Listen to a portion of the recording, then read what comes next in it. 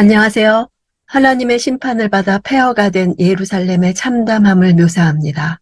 오늘 본문은 예레미야애가 1장 1절부터 11절입니다. 1절. 사람으로 가득 찼던 성읍이 얼마나 외롭게 앉아 있는지, 민족들 가운데 뛰어났던 성읍이 어찌 과부처럼 됐는지, 열방들 가운데 공주였던 이 성읍이 노예가 되고 말았다. 원문으로는 첫 단어가 어찌 하고 탄식하는 말로 시작합니다. 히브리어로 에카로 에가의 책 이름이 에카입니다. 1, 2, 4장은 히브리어 알파벳 수와 동일하게 22절로 구성된 알파벳 순서로 써내려간 아크로스틱 이합체 구조로 된 시입니다. 이런 질서적인 구조는 오히려 현재의 혼란과 무질서와 대조됩니다. 알파벳 순서로 쓴 것은 처음부터 끝까지라는 의미를 가지고 있어 완전한 슬픔을 표현하는 방법입니다. 1절에서는 예루살렘과 백성의 기막힌 처지를 삼중 탄식으로 애절하게 토로했습니다. 첫째, 이전 같으면 많은 사람들이 활발하게 왕래하는 도시요, 기쁨과 활력이 넘치는 도시였으나 이제 외롭고 적막하게 되었음을 탄식합니다. 둘째는 자식과 남편을 잃은 과부의 이미지를 사용해서 예루살렘의 황폐함을 탄식합니다. 셋째, 다윗과 솔로몬 시대 모든 열방을 호령하던 강성한 나라의 공주라는 고귀한 신분이 적국의 포로로 끌려가 노예로 전락한 상황을 탄식합니다. 2절, 예루살렘이 밤에 비통하게 울어 눈물이 뺨 위로 흐른다. 그를 사랑하던 사람들 가운데 위로하는 사람이 아무도 없다. 그의 모든 친구들이 배신하고 적이 되고 말았다. 배신은 인간관계 사이에서 약속을 위반하는 불성실한 측면을 묘사하며 특히 결혼관계의 불성실함을 나타낼 때 사용됩니다. 사랑하는 자, 친구들은 유다와 동맹을 맺었던 나라, 특별히 이집트를 가리킵니다. 유다 주변의 에돔, 모압, 암몬, 두로 등을 가리킵니다. 유다는 바벨론의 침공을 방어하기 위해 주변 나라들과 군사적 동맹을 결성했습니다. 그 가운데 가장 강성했던 이집트를 더욱 의지했습니다. 그러나 실제로 유다가 바벨론에 멸망당할 때 이집트는 원군을 파병하기는 했으나 아무런 도움도 주지 못하고 패퇴했습니다. 더욱이 에돔은 예루살렘이 바벨론에 함락될 당시 유다의 성읍을 약탈하는 만행까지 저질렀고, 암몬과 드로는 예루살렘의 멸망을 악의적으로 기뻐하기까지 했습니다. 실로 유다는 주변의 나라들이 그들의 안전을 지켜줄 수 있을 것이라는 어리석은 착각에 빠졌고, 그 결과는 배반으로 나타났던 것입니다. 3절, 유다는 고통과 고역을 겪은 후에 포로가 되어버렸다. 유다가 민족들 가운데 살며 안식처를 찾지 못한다. 유다를 추적하던 사람들이 그의 고난의 한복판에서 그를 따라잡는다. 안식처는 단순히 쉬는 장소가 아니라 정착하는 장소를 뜻합니다. 생명과 재산을 안전하게 보존할 만한 장소를 얻지 못함을 말하는 것입니다. 이것은 포로된 신분의 비참한 상태를 단적으로 표현하는 말이기도 합니다. 이것은 모세가 이미 패역한 백성에게 닥칠 일로 예언한 그대로 된 것입니다. 신명기 28장 65절에서 그 여러 민족 중에서 내가 평안함을 얻지 못하며 내 발바닥이 쉴 곳도 얻지 못하고 여호와께서 거기에서 내 마음을 떨게 하고 눈을 쇠하게 하고 정신을 산란하게 하시리니 라고 했습니다. 추적하던 사람들이 따라잡는다는 것은 유다가 아무리 발버둥쳐 보아도 고통스러운 포로 신분에서 결코 벗어나지 못하게 될 것을 말하고 있습니다. 4절, 절기를 지키러 오는 사람이 아무도 없으니 시온으로 가는 길이 슬피 애곡한다. 시온의 모든 성문이 황폐했으니 시온의 제사장들이 탄식한다. 처녀들이 고통을 당하고 시온이 쓰라리게 고통스러워한다. 시온으로 가는 길은 매해 큰 절기를 지키러 가는 순례자들이 예루살렘으로 가는 길입니다. 성전이 파괴되었기에 절기에 나아오는 사람들이 없습니다.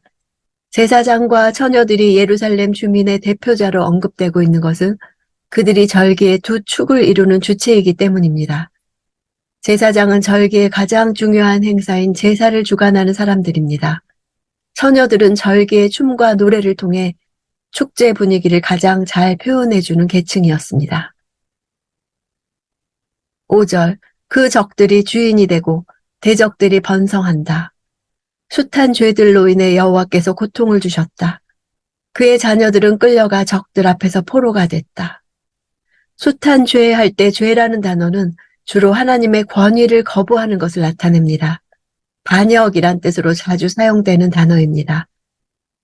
하나님께서는 유다의 반역을 끝내는 방법으로 바벨론을 통해 심판을 내리신 것입니다. 6절, 모든 영광이 딸 시온으로부터 떠났다. 관료들은 풀밭을 찾지 못한 사슴들과 같이 돼서 쫓아오는 사람들 앞에서 힘없이 도망친다. 여기서 영광이라는 단어는 하나님의 영광을 말하는 단어와 다른 단어입니다. 주로 자연의 장관, 사람의 아름다움, 도시나 공동체의 아름다움을 나타낼 때 쓰이는 단어입니다. 이런 영광이 예루살렘으로부터 떠났다는 것은 여호와께서 선물로 주신 것이기 때문에 하나님께서 그들로부터 떠나면 그 영광도 함께 떠난다는 것입니다. 관료들의 무기력함을 탄식하는 것은 예루살렘이 함락될 당시 도망쳤다 붙잡혀온 시드기야와 그의 신하들을 염두에 둔 표현입니다. 8절, 예루살렘이 크게 죄를 지었기에 그가 불결하게 됐다. 그의 벌거벗은 것을 보았기 때문에 그를 존경하던 모든 사람들이 그를 경멸한다. 그가 스스로도 탄식하며 외면한다. 불결하게 됐다라는 단어는 흐르다라는 뜻입니다. 여성의 생리 현상을 가리킵니다. 예루살렘을 의식법상 부정하다고 여겨지는 생리 중의 여인으로 비유함으로써 수치스러운 존재, 모든 사람들에게 질시받는 존재가 되었음을 드러내고 있습니다. 9절, 예루살렘의 불결함이 그의 치마에 있었는데 그는 자기의 미래에 대해 아무런 생각을 하지 않았다. 그러므로 그의 몰락은 깜짝 놀랄 만하다. 그를 위로해주는 사람이 아무도 없다. 여호와여, 내 환난을 보십시오. 이는 대적이 승리했기 때문입니다. 불결함은 생리 중인 여성의 부정한 분비물을 가리키는 말입니다. 예루살렘의 죄악이 심히 큰 것이었기 때문에 그 부정함을 감출 수 없었고 온 천하가 그것을 분명히 볼 만큼 만천하에 드러났다는 뜻입니다. 미래에 대해 아무런 생각을 하지 않았다는 것은 당시 유다 백성들의 영적 감수성이 극도로 무뎌져 영적 불감증을 드러내고 있습니다. 몰락이 깜짝 놀랄만 하다는 것은 결코 일어날 것 같지 않은 비참한 지경에 이르렀음을 지적하는 것입니다. 실제로 유다 사람들은 외적의 침략에 시달리면서도 예루살렘은 멸망하지 않을 것이라는 확신을 가지고 있었습니다. 대적 바벨론은 하나님의 도구에 불과한 스스로의 본분을 결코 망각하지 말았어야 했습니다. 그러나 그들은 너무도 교만했기에 그들의 무례한 만행을 감찰해 주실 것을 여호와께 간구하고 있습니다. 인간이 아무런 도움을 주지 못하는 상황에서 여호와께 다급하게 요청하고 있습니다. 대적이 승리했기 때문이라 한 것은 유다가 당하는 고통이 하나님의 공의로운 심판임을 잘 알고 있기에 더욱 고통을 느꼈을 것을 말해줍니다. 10절, 예루살렘의 모든 보물 위에 대적이 손을 뻗쳤습니다. 주의 성소에 들어가는 민족들을 그가 보았습니다. 그들은 주의 회중에 들어오지 못하게 주께서 명령하신 사람들입니다. 대적 바벨론은 약탈과 탈취를 일삼았는데 심지어 성소에까지 침범해 성전 기물들을 마구 노략했습니다. 또한 하나님께서 들어오지 못하도록 명령하신 성소에 바벨론의 군사들이 들어간 죄를 지적합니다. 주의 회중은 이스라엘의 종교적, 정치적 회합을 뜻합니다.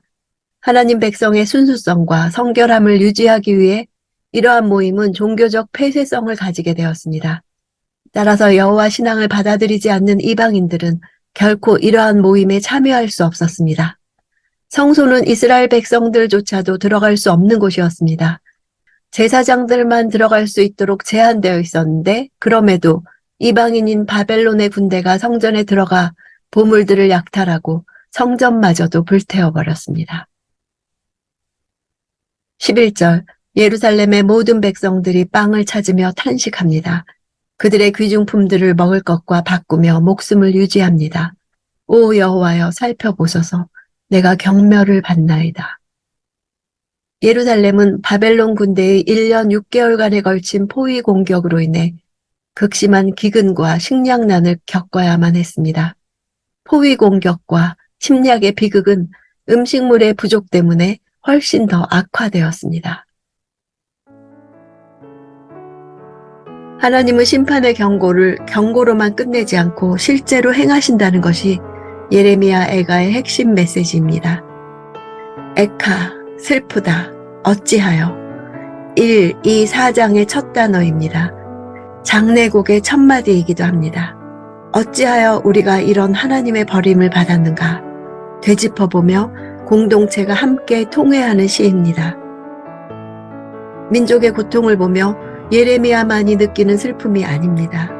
자신들의 죄로 인해서 겪어야만 하는 고통에 대해서 하나님이 어떻게 느끼시는지를 표현합니다. 하나님은 자기 백성들이 겪는 고통을 외면하지 않으십니다. 우리가 고통받을 때 하나님도 고통스러워하십니다. 그래서 그리스도께서도 예루살렘의 강팍해진 마음 때문에 눈물 흘리셨습니다. 하나님은 자신의 입처럼 사용하시는 사람들의 마음속에서 일하시면서 하나님이 느끼시는 감정을 그대로 표현하도록 하셨습니다. 오늘 우리의 상황도 비통한 애가를 부를 현장들이 많습니다. 우리의 현실에 대해서 하나님이 느끼시는 것을 나에게도 나누어 주십니까? 나를 통해 하나님의 슬픔과 안타까움이 표현되기 원합니다.